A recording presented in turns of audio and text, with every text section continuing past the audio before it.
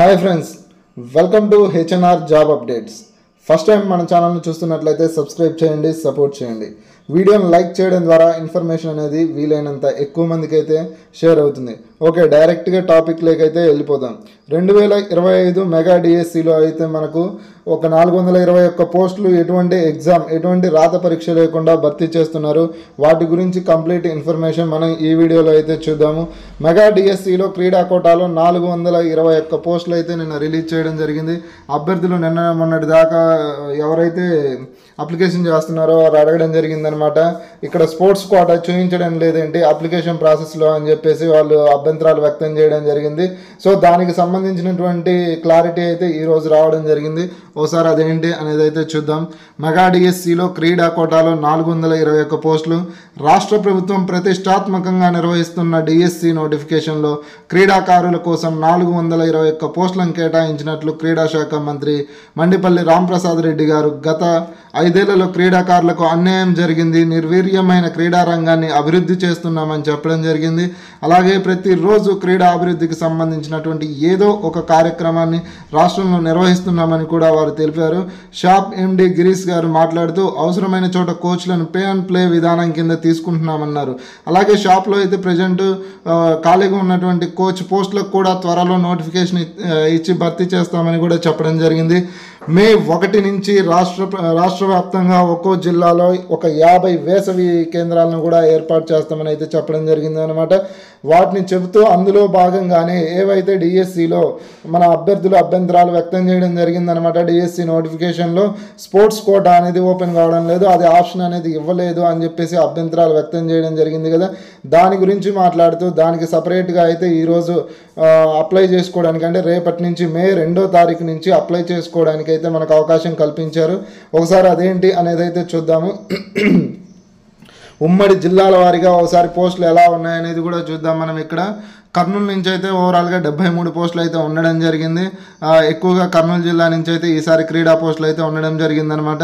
అలాగే చిత్తూరు నుంచి 41 పోస్టులు, తూర్పుగోదావరి నుంచి 38 పోస్టులు ఉన్నాయి, కృష్ణా నుంచి 34, గుంటూరు నుంచి 33, విశాఖపట్నం నుంచి 32, పశ్చిమ గోదావరి నుంచి 29 పోస్టులు అయితే ఉండడం జరిగింది. అనంతపూర్ 22, వైఎస్ఆర్ 20, ప్రకాశం జిల్లాకి 20 పోస్టులు, పొట్టి శ్రీరాములు నెల్లూరు జిల్లాకి 17 పోస్టులు, శ్రీకాకుళంకి 16, విజయనగరంకి అయితే 10 పోస్టులు. అంటే విజయనగరంకి అయితే అన్ని జిల్లాలతో పోల్చి చూసుకున్నట్లయితే చాలా తక్కువ పోస్టులు ఉండడం జరిగింది. అన్ని జిల్లాల కంటే ఎక్కువగా మన కర్నూలు, చిత్తూరు జిల్లాల్లో పోస్టులు అయితే భారీగా ఉండడం జరిగిందనమాట స్పోర్ట్స్ కోటాలో.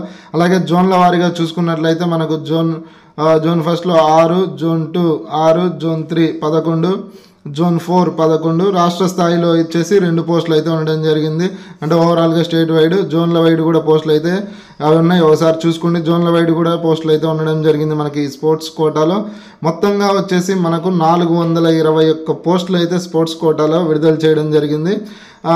పాఠశాల యాజమాన్యాల పరంగా కూడా ఇక్కడైతే క్లియర్గా ఇవ్వడం జరిగింది. అంటే ఈ 421 పోస్టులు ఏ జిల్లాలో ఎన్ని ఖాళీలు ఉన్నాయి, అలాగే జోన్లలో ఉన్నటువంటి పోస్టులు ఏంటి, స్టేట్ వైడ్గా ఉన్నటువంటి పోస్టులు ఏంటి అనేది ఇక్కడ మనకైతే క్లియర్గా ఇవ్వడం జరిగింది.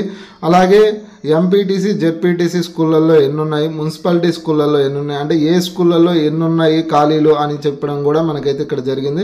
ఓసారి అయితే చూద్దాము. ఎంపీపీ మరియు జెడ్పీ స్కూళ్ళల్లో వచ్చేసి 333 పోస్టులు అయితే ఉండడం జరిగిందనమాట. అంటే చాలా ఎక్కువ పోస్టులు, మెజారిటీ ఆఫ్ ద పోస్టులు అయితే మనకు అక్కడే ఉండడం జరిగింది. మున్సిపాలిటీల్లో చూసుకున్నట్లయితే మనకు 30 పోస్టులు ఉండడం జరిగింది. ఆశ్రమ పాఠశాలలో 22 పోస్టులు అయితే ఉండడం జరిగిందనమాట. గురుకులాల్లో అయితే కేవలం 2 పోస్టులు మాత్రమే ఖాళీలు ఉన్నాయి. మోడల్ స్కూళ్ళల్లో 4 పోస్టులు అయితే ఉండడం జరిగింది. సాంఘిక సంక్షేమ విభాగంలో వచ్చేసి 7 పోస్టులు ఉన్నాయి. గిరిజన సంక్షేమ స్కూళ్ళల్లో వచ్చేసి 23 పోస్టులు అయితే ఖాళీలు ఉండడం జరిగిందనమాట. ఓవరాల్గా మొత్తం వచ్చేసి 421 పోస్టులు అయితే మనకి ఈ స్పోర్ట్స్ కోటాలో అయితే రిలీజ్ చేయడం జరిగింది. మరి ఈ 421 పోస్టులకు సంబంధించి ఎంపిక విధానం ఎలా ఉంటుంది అనేది అయితే ఒకసారి చూద్దాము. మనకు ఈ పోస్టులకు సంబంధించి భర్తీ అయితే హారిజాంటల్ రిజర్వేషన్లో అయితే కంప్లీట్ చేస్తామని క్లియర్ కట్గా అయితే చెప్పడం జరిగింది.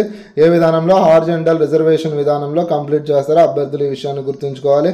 అలాగే ఇది ఆన్లైన్ అప్లికేషన్ ప్రాసెస్ ఎప్పటి నుంచి స్టార్ట్ అవుతుంది అంటే మే 2 నుంచి మే 31 వరకు ఈ ఆన్లైన్ అప్లికేషన్ ప్రాసెస్ అనేది జరుగుతుందన్నమాట.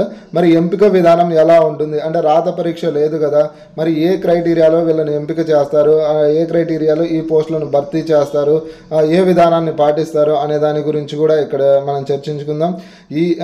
ఈ స్పోర్ట్స్ కోటాలో ఉన్నటువంటి పోస్టులు ఏ అయితే 421 పోస్టులు ఉన్నాయో వాటికి సంబంధించి క్రీడల్లో మెరిట్ ఆధారంగా అయితే ఎంపిక చేయడం జరుగుతుంది అనమాట. ఈ పోస్టులను అయితే భర్తీ చేయడం జరుగుతుంది.